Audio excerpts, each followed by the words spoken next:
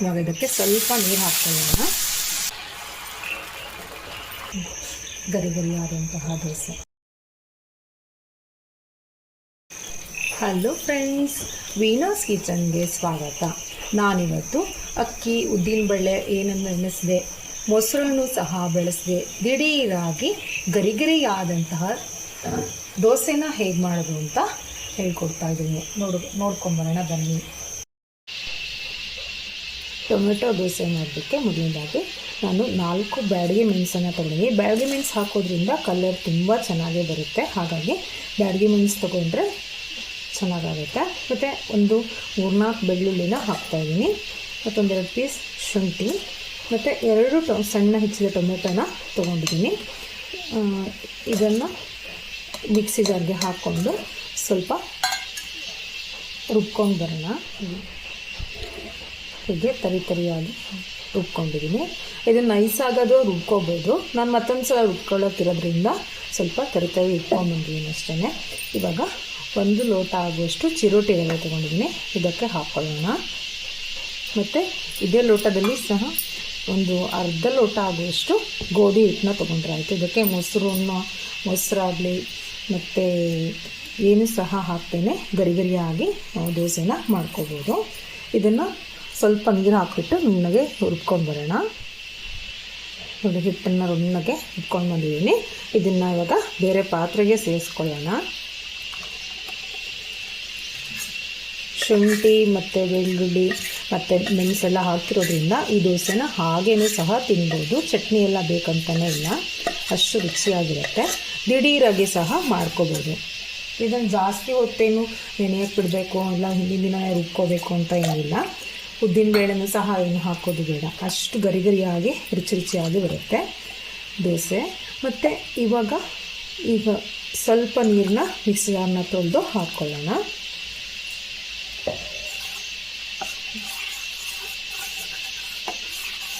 ಇಷ್ಟು ದಪ್ಪ ಆಗಿದೆ ದೋಸೆ ಹಿಟ್ಟು. ಇದೊಂದು 5 ನಿಮಿಷ ನಾವು ಇದನ್ನು ರೆಸ್ಟ್ ಮಾಡಲಿಕ್ಕೆ ಬಿಡೋಣ. ಅಷ್ಟೊತ್ತಿನಲ್ಲಿ ನಾವು ಚಟ್ನಿ ಮಾಡ್ಕೊಬರೋಣ. ಇವಾಗ ಚಟ್ನಿ ಮಾಡಲಿಕ್ಕೆ ಮಿಕ್ಸಿ ಜಾರ್ಗೆ ಅರ್ಧ ಹೋಳಾಗುವಷ್ಟು ತೆಂಗಿನಕಾಯಿ ಮತ್ತು ಒಂದು 4 ಹಸಿಮೆಣಸನ್ನ ಹಾಕ್ತಾಯಿದ್ದೀನಿ.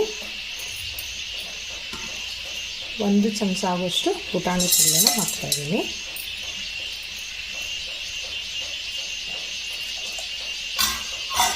ಮತ್ತು ಒಂದು ಚಿಕ್ಕ ಪೀಸು ಶುಂಠಿನ ಹಾಕ್ತಾಯಿದ್ದೀನಿ. ರುಚಿಗೆ ತಕ್ಕಷ್ಟು ಉಪ್ಪನ್ನು ಸೇರಿಸ್ಕೊಳ್ಳೋಣ. ಮತ್ತು ಒಂದು ಸ್ವಲ್ಪ ಕೊತ್ತಂಬರಿ ಸೊಪ್ಪನ್ನು ಹಾಕ್ಕೊಂಡು ನೀರು ಹಾಕ್ಕೊಂಡು ನುಣ್ಣಗೆ ರುಬ್ಕೊಂಡ್ಬರೋಣ. ನೋಡಿ, ನಿಮ್ಮ ಚಟ್ನಿ ರೆಡಿಯಾಗಿದೆ. ಇದನ್ನು ಒಂದು ಪಾತ್ರೆಗೆ ಹಾಕ್ಕೊಳ್ಳೋಣ.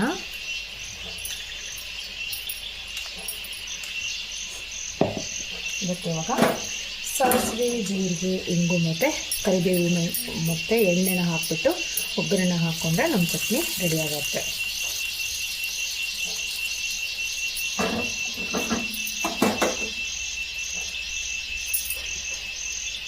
ನಮ್ಮ ಚಟ್ನಿ ರೆಡಿಯಾಗಿದೆ. ನಮ್ಮ ಚಟ್ನಿ ರುಬ್ಕೊಂಬರೋಷ್ಟಕ್ಕೆ ನಮ್ಮ ದೋಸೆ ಹಿಟ್ಟು ಸಹ ರೆಡಿಯಾಗಿದೆ. ದೋಸೆ ಇದಕ್ಕೆ ಬಂದಿದೆ. ಇಷ್ಟು ನೀರು ಹಾಕ್ಕೊಂಡ್ರೆ ಸಾಕಾಗುತ್ತೆ ದೋಸೆ ಹಿಟ್ಟಿಗೆ. ಇವಾಗ ರುಚಿಗೆ ತಕ್ಕಷ್ಟು ಉಪ್ಪನ್ನ ಹಾಕ್ಕೊಳ್ಳೋಣ.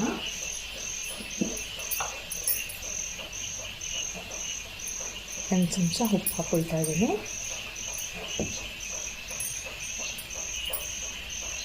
ಅದಕ್ಕೆ ಚೂರು ಸೋಡಾ ಪುಡಿನ ಹಾಕ್ಕೊಳ್ಳೋಣ. ಯಾಕೆಂದರೆ ನಾವು ದಿಢೀರಾಗಿ ದೋಸೆ ಮಾಡ್ತಾ ಇದ್ದೀವಲ್ವ, ಹಾಗಾಗಿ ಸ್ವಲ್ಪ ಇಷ್ಟು ಚೂರು ಒಂದು ಚಿಟಿಕೆ ಆಗೋಷ್ಟು ಸೋಡಾ ಪುಡಿನ ಅದಕ್ಕೆ ಹಾಕ್ಕೊಳ್ತಾ ಇದ್ದೀನಿ.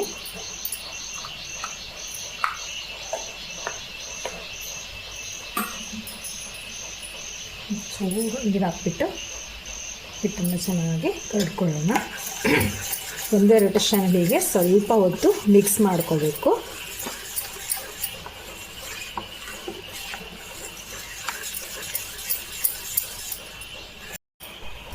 ಇವಾಗ ನಮ್ಮ ದೋಸೆ ಹಿಟ್ಟು ರೆಡಿಯಾಗಿದೆ.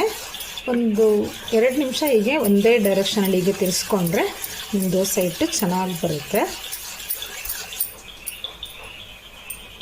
ಇವಾಗಿದೆ. ಇವಾಗ ದೋಸೆನ ಮಾಡ್ಕೊಳ್ಳೋಣ. ನಾನು ಆಲ್ರೆಡಿ ದೋಸೆ ಹೆಂಚನ್ನ ಕಾಯಕ್ಕಿಟ್ಟಿದ್ದೆ. ಇವಾಗ ಇದಕ್ಕೆ ಸ್ವಲ್ಪ ನೀರು ಹಾಕ್ಕೊಳ್ಳೋಣ ಮತ್ತು ಹೊಟ್ಟೆ ಸಾಯದಂಗೆ ಒರೆಸ್ಕೊಳ್ಳೋಣ. ದೋಸೆ ಚೆನ್ನಾಗಿ ಬರುತ್ತೆ. ಹಾಗಾಗಿ ಇವಾಗ ದೋಸೆನ ಹಾಕ್ಕೊಳ್ಳೋಣ.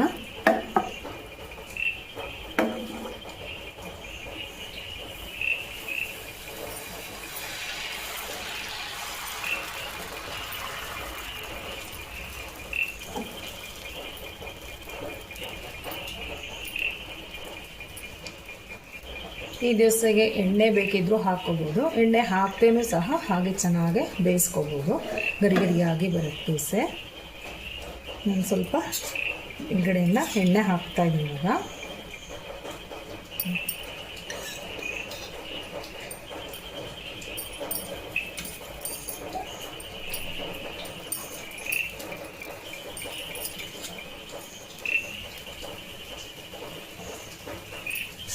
ದೋಸೆ ಹಂಚನ್ನ ಸ್ವಲ್ಪ ತಿರ್ಸ್ಕೊಂಡು ಎಲ್ಲ ಕಡೆನೂ ಬೇಯಿಸ್ಕೊಳ್ಳೋಣ ದೋಸೆನ.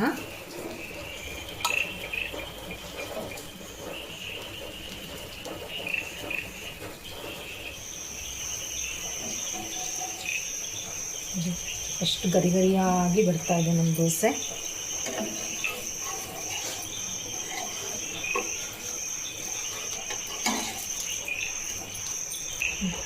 ಗರಿ ಗರಿಯಾದಂತಹ ದೋಸೆ. ದಪ್ಪ ದೋಸೆ ಸಹ ಮಾಡ್ಕೋಬೋದು. ಅಂದರೆ ಇದು ಜಾಸ್ತಿ ಗರಿ ಗರಿ ತಿನ್ನಲಿಕ್ಕೆ ಕಷ್ಟ ಅಂತ ಆದರೆ ನಾವು ಸ್ವಲ್ಪ ದಪ್ಪ ದೋಸೆ ಸಹ ಮಾಡ್ಕೋಬೋದು. ಎರಡು ಥರ ದೋಸೆನ ನಾನು ಮಾಡಿ ತೋರಿಸ್ತಾ ಇದ್ದೀನಿ. ಇದಕ್ಕೆ ಸ್ವಲ್ಪ ಎಣ್ಣೆ ಹಾಕ್ಕೊಳ್ಳೋಣ.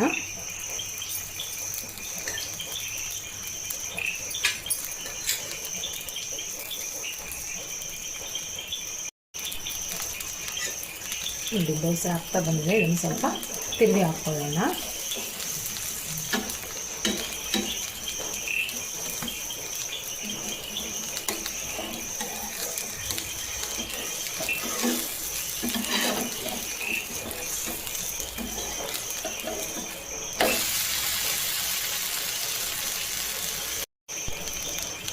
ಈ ದೋಸೆ ಸಹ ಆಗಿದೆ. ಎಷ್ಟು ಚೆನ್ನಾಗಿ ಸ್ಮೂತಾಗಿ ಬಂದಿದೆ.